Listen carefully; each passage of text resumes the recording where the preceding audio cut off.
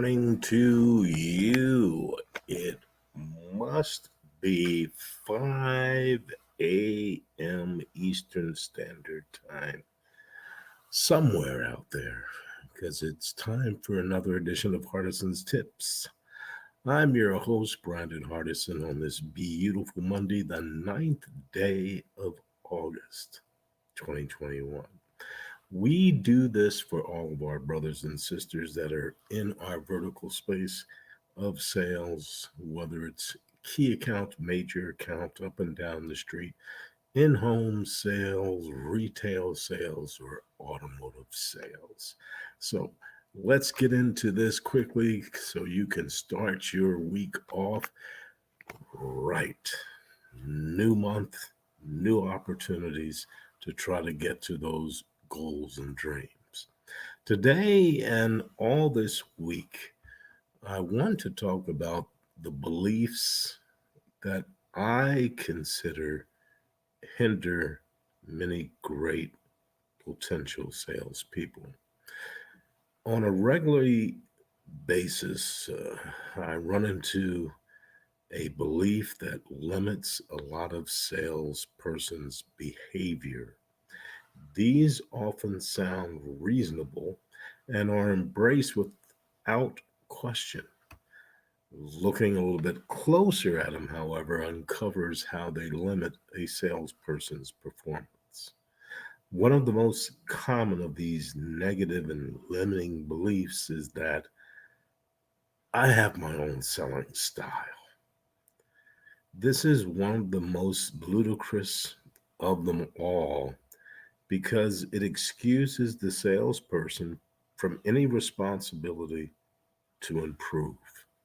More salespeople have remained plateaued far below where their potential should be taking them in sales because of the mindset that I have my own style. Let me explain. Like so many of these limiting beliefs in sales, this has a ring of truth to it. Whose truth? Well, from the salesperson. In one sense, everyone has their own style of selling because we're all unique individuals and act out on our own unique blend of knowledge, wisdom, and life experiences. No two of us are alike.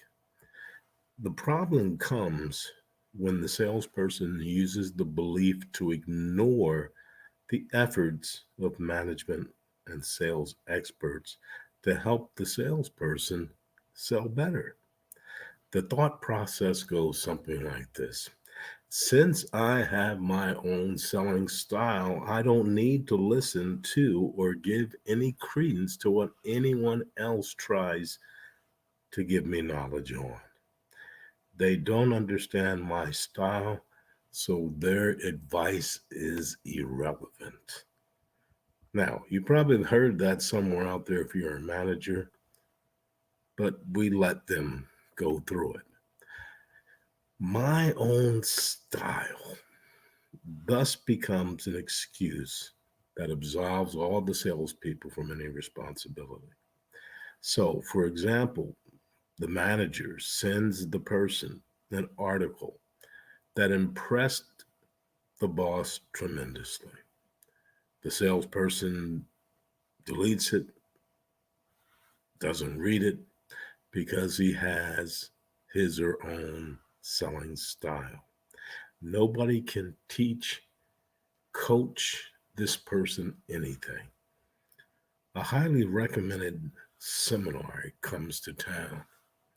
The salesperson says he's too busy to go, but really means I have my own style. I'm not going to learn anything at that seminar.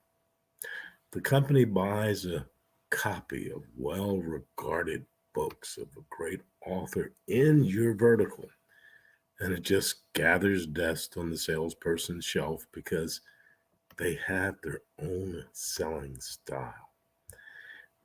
There's nothing in the book that is going to help them. The author doesn't understand his or her style of selling. The company unveils a new product line and directs the salesperson to begin promoting it. The salesperson doesn't bother because it doesn't fit with his or her style of selling. My own style of selling. Then, because the mechanism is to absolve the salesperson from any responsibility of being held accountable for their numbers in their territory. Consider more effective selling or refine the tactics. That's the coaching strategy. If you are a manager and you have somebody on your staff that is thinking like that, we have to find a way to get them to know that knowledge is an ongoing thing. If we want to evolve, if we want to grow, if we want to be consistent, there has to be practice. Oh, that means role playing. I'm a grown man, I'm a grown woman. Role playing? If you do not role play, if you do not see the importance of getting better, my question is who are you going to practice on? The customer. And guess who's going to win? The customer. Now, we can't control a customer, but we can control our processes.